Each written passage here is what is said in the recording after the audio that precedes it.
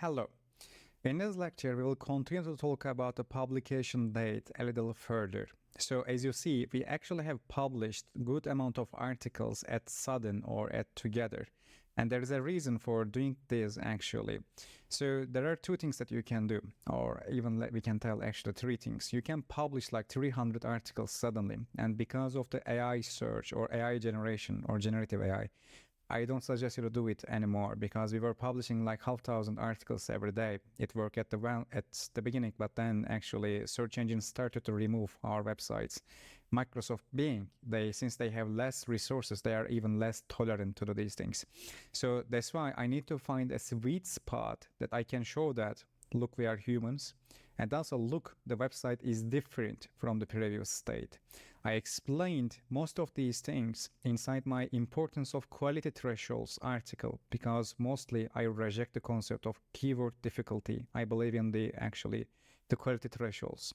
And when you look at this area, we published the first 20 article suddenly. The purpose here is telling the search engine that, look, today, this website, it is different than the previous state, and we created a big difference. And you need to check this website one more time to understand what's going on that specific website.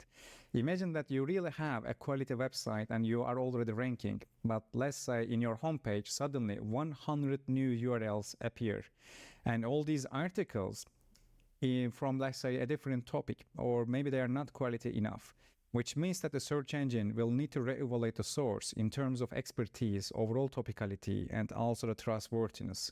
By publishing these 20 articles suddenly, we actually started to increase our crawl rate. And since all the articles were extremely quality, the search engine realized that, and they started to come the articles and the pages that we put in our homepage more and more frequently. After the first launch, as you see, we actually follow a kind of 3 days distance like this. Then we go further, higher distances as well. Then we couldn't continue further due to the investment issues, but if we will continue, it will be very much better. I wish we could, and if you have an investment, we can. And when you look at the publication date section or the frequency, always remember these three things. You can publish everything once, but the search engine will create a red flag there. You can publish the first 20 together, then you can go further, or you can publish everything one by one. If you go with the one by one option, sometimes you will need to publish 2 articles a day, sometimes 5 articles in 10 days, and you will need to distribute these things in a patternless way. And whenever you do that, be sure that you are actually going for the most important topics as much as possible. And you will need to go back and fix your internal links, which is a little bit hard, because if this specific article here, if it is linking this one, it means that since we didn't publish this one yet, we will need to go back and we will need to fix the internal link as much as possible. One more thing is the initial rankings. I explained the initial ranking and the re-ranking before. So the thing is that since the rankings of this article is connected and depends on the rankings of this specific article, the ranking boost that will be able to come from this area, it can come after a certain amount of time if you go one by one.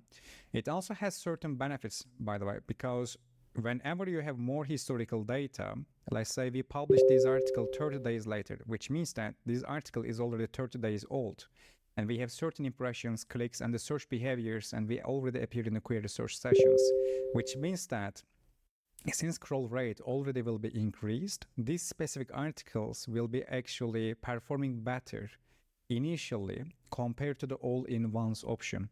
The reason that I have chosen the number 20, it was a good number according to the total URL count that we have. If you have 1 million URL in this website, let's say, 20 won't change something. So that's why I'm telling, understand the theories first, then you can create these type of practices.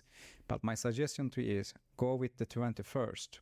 If you have budget and a big team, you can even go with the 60. But after that, try to go a little bit more humanly or human-like numbers as much as possible. And when you look at these articles, you will realize that it's not possible to write it with ChatGPT or something anyway. So this is the publication frequency story for this specific case study. We will see more. See you in the future.